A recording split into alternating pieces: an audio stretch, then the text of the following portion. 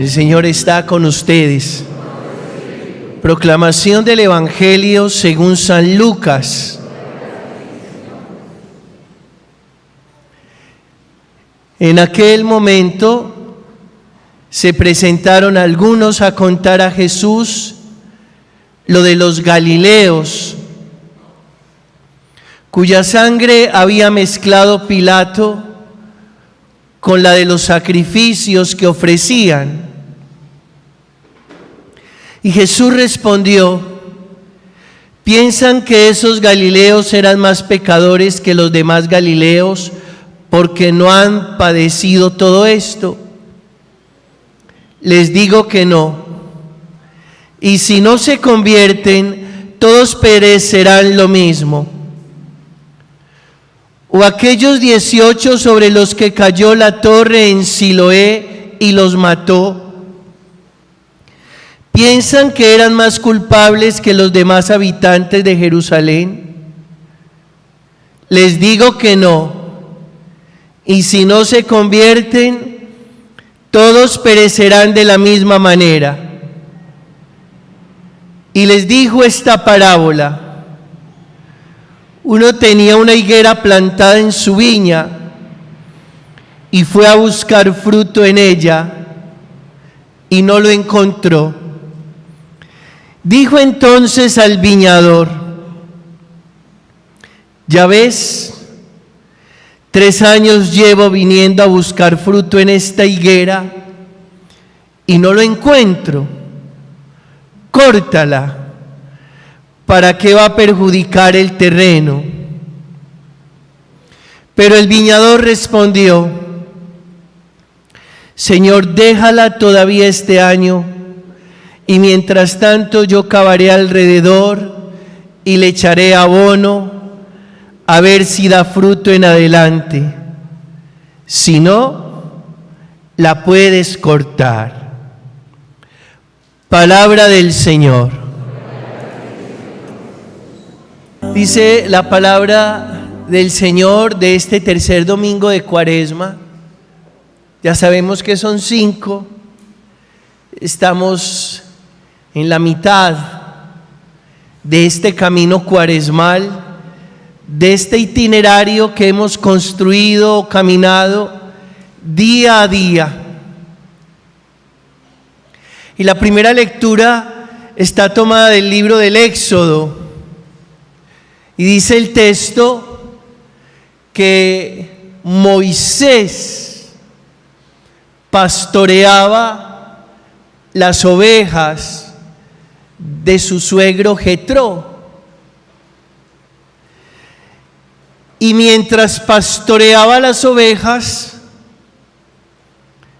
llevó al rebaño al desierto. Y allí se encontró con un fenómeno muy particular. Y ese fenómeno era una zarza que ardía, pero que no se consumía. Digamos que un chamizo seco, ardiendo sin consumirse. Y Moisés se dijo: voy a acercarme a mirar este espectáculo. Viendo el Señor que Moisés se acercaba a mirar, lo llamó desde la zarza: Moisés, Moisés. Moisés es un nombre que significa salvado de las aguas. Respondió Moisés: aquí estoy. Y Dios le dijo: no te acerques, quítate las sandalias, porque el lugar que pisas es sagrado. Y Dios comienza a decirle: yo soy el Dios de tus padres Abraham, Isaac y Jacob. He visto la opresión de mi pueblo en Egipto y he oído sus quejas. Conozco sus sufrimientos. He bajado a librarlos de los egipcios, a sacarlos de esta tierra para llevarlos a una tierra fértil y espaciosa, tierra que emana leche y miel. Y Moisés replicó: mira, yo iré a los israelitas y les digo, el Dios de sus padres me ha enviado a ustedes. Si ellos me preguntan cuál es su nombre, ¿qué les respondo? Y Dios le dijo a Moisés: yo soy el que soy. Eso dirás a los hijos de Israel: yo soy, me envía a ustedes. Y en relación a esta palabra, 3 puntos de reflexión. El primero: el Dios nuestro, el nuestro, dialoga con nosotros, así como dialoga con Moisés, dialoga con nosotros. Es un Dios que conversa con su criatura, el hombre, y permite que el hombre le responda. Y ese es el primer punto de reflexión. Dios no es mudo, no lo es. Tal vez muchas veces hace silencio, y en oportunidades nosotros experimentamos el silencio de Dios. Y el mismo Jesús experimentó el silencio de Dios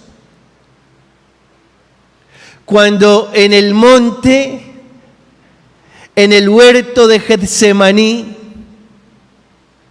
le dijo al Padre: si es posible, aparta de mí este cáliz, pero no se haga mi voluntad, sino la tuya.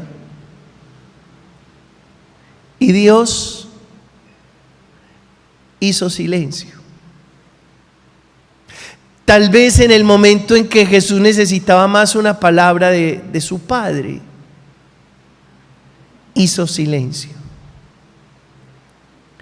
Pero a la vez hay algo a renglón seguido que llama muchísimo la atención, y es que aparece un ángel que consolaba a Jesús en medio de su aflicción y de su angustia.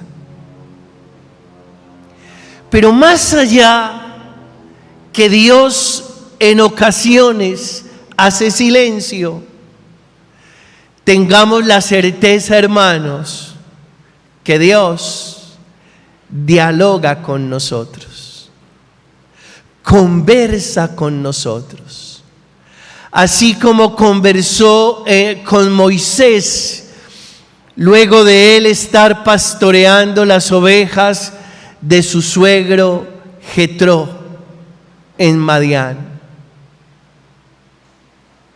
Entonces aquí viene algo muy importante. Si tú dices: bueno, Pedro, Dios dialoga conmigo, y yo porque a veces no lo escucho. Ahí está. Si Él habla conmigo, ¿yo por qué tantas veces no lo escucho?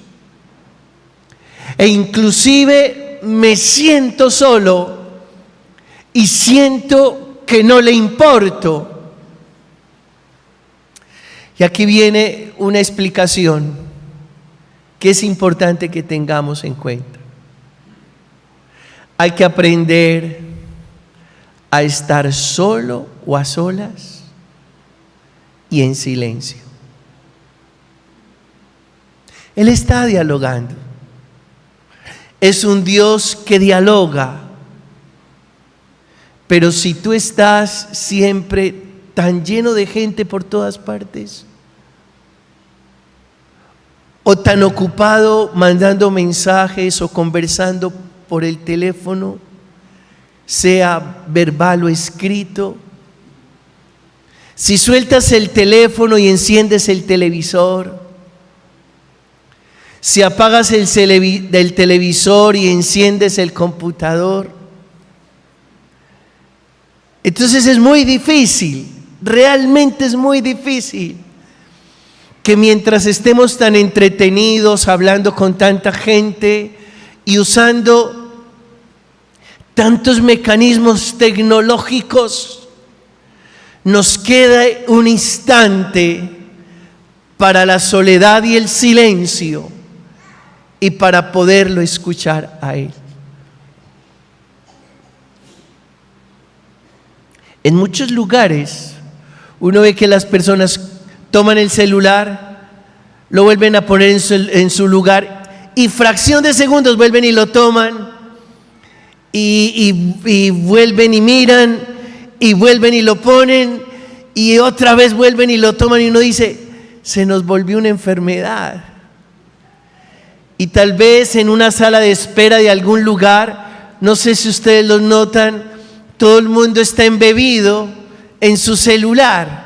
Nadie se le ocurre hablar con nadie. Todos están ahí sumergidos. Y no porque esto sea malo, sino porque yo pregunto, entonces, ¿qué tiempo nos queda para escucharlo a Él? Incluso, no sé si ustedes lo han notado ahora que estoy nuevo en esta comunidad, siempre hay un comentario inicial que invita a apagar el celular. Y no falta a quien le suene dentro de la celebración. No falta a quien, está que suena. Tranquilos, está que suena. Entonces, hermanos, es interesante que Moisés esté en el desierto. Quien quiera reconciliarse, mi hermano está en la sala de la reconciliación y el padre Jairo está en el confesionario. Es importante, mis hermanos, que aprendamos a reconocer al Dios que dialoga con su criatura, el hombre, contigo y conmigo, pero que necesitamos crear un espacio, un tiempo para poderlo escuchar y hablar con Él. Y hay otro elemento. Dios le dice a Moisés, les dije que hay 3 elementos de este texto poderosos. Dios le dice a Moisés, yo soy el Dios de Abraham, yo soy el Dios de Isaac, yo soy el Dios de Jacob, yo soy el Dios de tus padres, yo soy el Dios de tus antepasados. Y le está diciendo, Moisés, yo no soy nuevo en esto. A mí no me inventaron recientemente. Yo soy el de siempre. Y tan bonito uno ponerse a pensar que el Dios en quien nosotros creemos es el Dios de nuestros antepasados, el Dios de nuestros tatarabuelos, el Dios de nuestros bisabuelos, el Dios de nuestros abuelos, el Dios de nuestros padres. Es el Dios que ha caminado en la historia con nosotros. Y aprovecho esta oportunidad para decirles o compartirles una cosa que a mí me genera un tanto de dolor. A veces me entero, sobre todo en algunos sectores de la sociedad, que ya no quieren bautizar los niños. No los quieren bautizar. O los papás, no sé, sumergidos en otras ideas, dicen, no, es que al niño le vamos a hacer un rito distinto. Lo vamos a llevar a la Sierra Nevada de Santa Marta y allá hay un chamán que hace unos ritos especiales. Invitamos a un grupo de amigos muy selecto y todos nos vestimos de blanco y ese es el rito. ¿Qué? ¿Ustedes de dónde inventaron eso? ¿Y usted cuándo le dio por ser arahuaco? No. Nosotros somos cristianos católicos. Y la fe de nosotros está cimentada en nuestros antepasados. Y tan fácil que una pareja muy play, super cool, le da por reventar esa cadena ancestral de la fe. Y les puedo asegurar que esos que quieren reventar como si no estuviera pasando nada, una cadena ancestral de la fe, creen que no está pasando nada, que no está sucediendo nada. Uno como echa por la borda toda una historia de salvación, uno como echa por la borda toda una historia de fe, como uno echa por la borda la experiencia del Dios de nuestros padres, de nuestros abuelos, de nuestros bisabuelos, de nuestros tatarabuelos.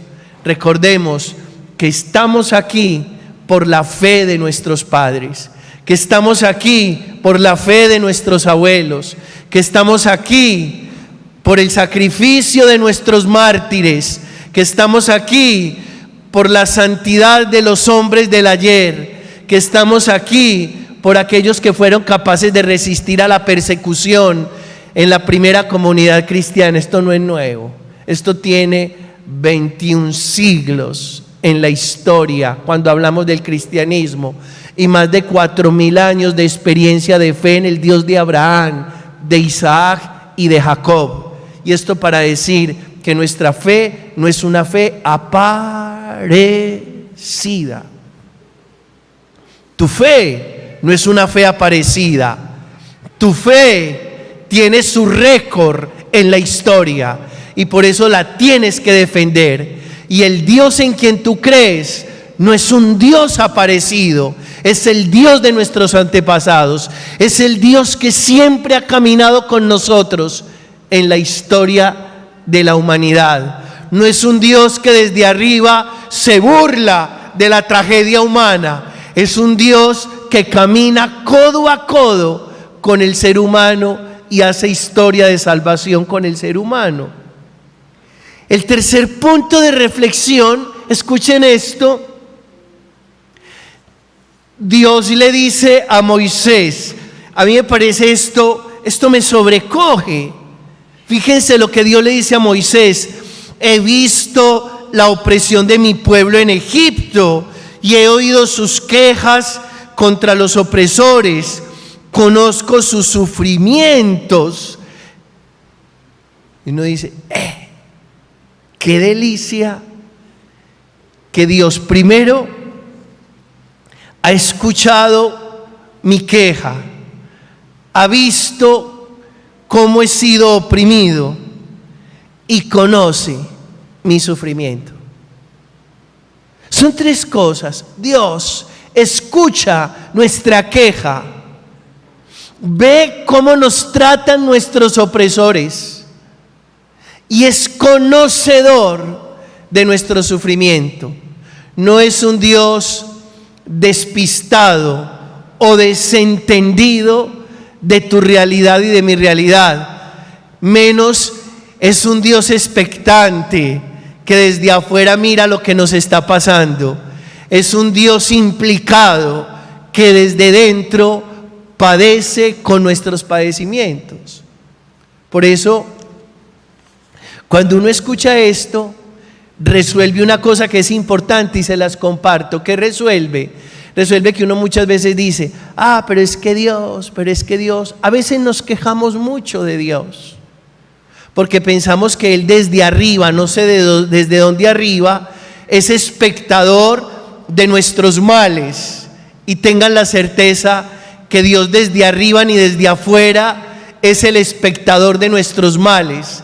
Todo lo contrario, Dios desde dentro está implicado en nuestros males, en nuestros pesares y en nuestros sufrimientos. Para decir una cosa que para mí realmente es un descubrimiento espiritual: si usted está ciego, Dios se enceguece con usted. Y si usted tiene cáncer, Dios tiene cáncer ahí dentro de usted. Y si usted está triste, Dios está entristecido ahí adentro con usted, para que usted no venga a decir que Dios se olvidó, que Dios se distanció, que Dios se ensordeció. No, nosotros creemos en el Dios que nos implica, no que expecta desde la tribuna la realidad de la tragedia humana. ¿Qué está pasando con Dios en Ucrania? Está siendo invadido con los que son invadidos. ¿Y qué está pasando con Dios en el África, donde mueren los niños, o en el Chocó, donde mueren los niños de desnutrición? Está muriendo de desnutrición con esos niños, porque Dios no es nada afuera, Dios es todo adentro. Él ha decidido ser uno en nosotros y con nosotros. El cuarto punto de reflexión también es del texto que acabamos de proclamar, que Moisés le dice a Dios: bueno, ¿y usted quién es? Yo voy y armo la pelotera y me dicen: bueno, ¿y usted quién lo mandó? Por lo menos que yo tenga nombre para decir que usted me mandó. Dígame, ¿usted cómo se llama? Y Dios le dice: yo no me llamo. Pues, como el programa de televisión. Yo no me llamo. Es al contrario. No es yo me llamo, es yo no me llamo. Yo soy el innombrable. ¿Yo soy qué? Y ustedes dirán: Pedro, vení, ¿y qué explicación tiene eso que Dios le diga a Moisés que Él es el innombrable, que Él es Yahvé, el innombrable? Y les voy a explicar. Mañana es puente, no da afán. Vea, les voy a explicar. ¿Saben qué significa que Dios es el innombrable? Que Dios no se deja etiquetar. Que no se deja etiquetar. Porque donde se dejara etiquetar, usted lo cogería, lo metería en una botellita y comenzaría a venderlo.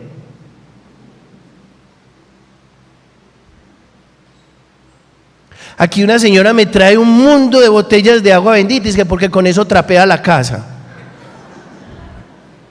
Yo no me imagino al Papa Francisco trapeando la casa en Santa Marta con agua bendita. No. Y es que a veces nosotros quisiéramos como capturar a Dios, etiquetar a Dios, meter a Dios en un frasquito. Y Dios no es eso. Dios es una experiencia profunda que, por supuesto, nos rebasa a todos, inclusive rebasa la religión, porque Dios va más allá del cristianismo, va más allá del catolicismo, va más allá. Tal vez nosotros los católicos quisiéramos decir: no, Dios es, su marca es católico. Y los cristianos quisieran decir: no, la marca de Dios es cristiana. Dios no tiene marca, Dios no tiene envase, Dios no tiene nombre. ¿Por qué? Porque Él va más allá de cualquier marca, de cualquier envase, de cualquier nombre, de cualquier religión. Porque Dios es Dios y punto. Él nos rebasa, nos rebasa. Y el día que ya no nos rebase, ya no es Dios. Y el día que lo podamos meter en un frasquito, ya no es Dios. Y el día que lo podamos manosear, manipular a nuestro antojo, entonces ya no es Dios. Dios es el que nos rebasa, el que nos supera, aquel a quien no podemos nombrar, aquel que va más allá de cualquier expectativa mental. Escuchen. ¿Saben? Cuando Dios le dice a Moisés: yo soy el que soy, yo soy el innombrable, le dice: vea, Moisés, ¿sabe qué? Yo no quepo en su cabeza. ¿Cómo? Yo no quepo en su cabeza. El único lugar posible donde usted me puede experimentar es en su corazón, que es ilimitado. Pero yo en su cabeza no le quepo. ¿Y saben por qué les digo esto? Porque tal vez un muchacho educado en una experiencia de Dios en una familia muy creyente, termina el bachillerato, se va para la universidad y se vuelve disque ateo. ¿Saben por qué un muchacho llega a la universidad después de pertenecer a una familia muy católica o muy cristiana o muy creyente y se vuelve ateo? Porque pretende que Dios le quepa ¿dónde? En la cabeza. Y los profesores pretenden hacerle creer que si este muchacho no es capaz de descifrar en la cabeza la experiencia de Dios, entonces Dios es un invento humano, Dios es una mentira, Dios es una trampa, Dios es un embuste, Dios es un mecanismo de represión para la humanidad.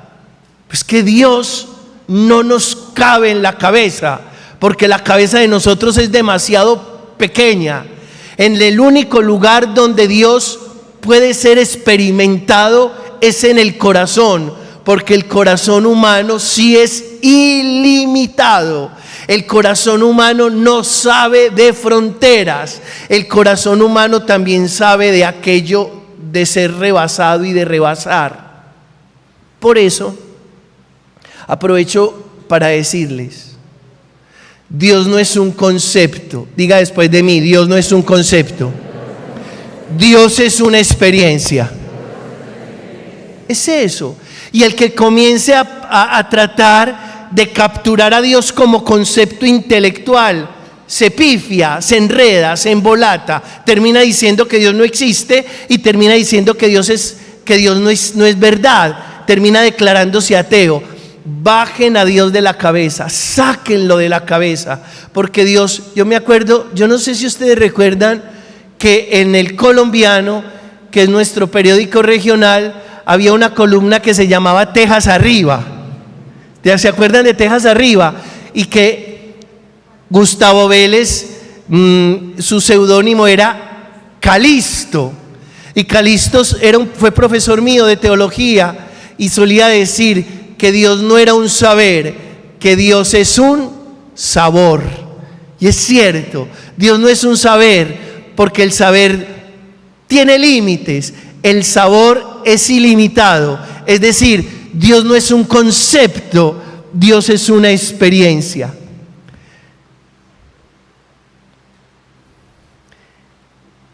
Quinto del Salmo, es muy bonito. ¿Qué respondíamos en el Salmo? El Señor es compasivo y misericordioso. Y es otra manera también de abordar a Dios. El Dios del amor, el Dios de la misericordia, el Dios de la compasión. Solo quien ama puede tener experiencia de Dios. El que se niega al amor, se niega a tener experiencia de Dios. Por eso la nuez de la vida cristiana es el amor, porque todo aquel que ama tiene experiencia de Dios. Es decir, ¿qué es experiencia de Dios para ustedes? Experiencia de Dios es capacidad de salida, es vaciamiento, es volcamiento, es entrega, es donación. Escuchen, cuando una persona dice que tiene experiencia de Dios, porque se le aparece la Virgen, se le aparecen los ángeles, le habla a la Virgen del Carmen, le habla a la Virgen de la Milagrosa, todo eso, porque hay muchas personas muy rayadas. Si están rayadas. No, padre, es que yo tengo unas locuciones con la Virgen. Yo sí. No vaya al psiquiatra, que es bobada. Y creen que eso es experiencia de Dios. No, volvámonos serios de una vez para siempre. Experiencia de Dios es que usted es capaz de salir de sí mismo para pensar en otro, para servir a otro, para dar la vida por otro, para entregarse a otro. Eso es experiencia de Dios. Cuando alguien, ¿cómo descubrir que alguien tiene experiencia de Dios? Porque tiene una capacidad inmensa de amar a los demás. Eso es experiencia de Dios. Y es la experiencia de Dios innegable, imposible de repudiar. Cuando alguien tiene experiencia auténtica de Dios, es porque aprendió a salir de sí mismo, a entregarse a los demás, a amar. ¿Por qué? Porque Dios es un ser en salida.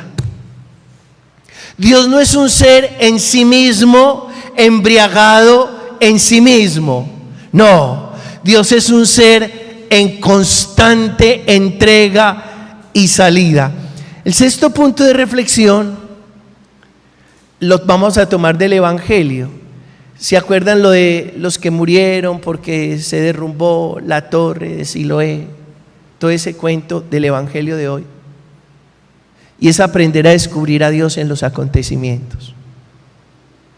El Dios de los acontecimientos.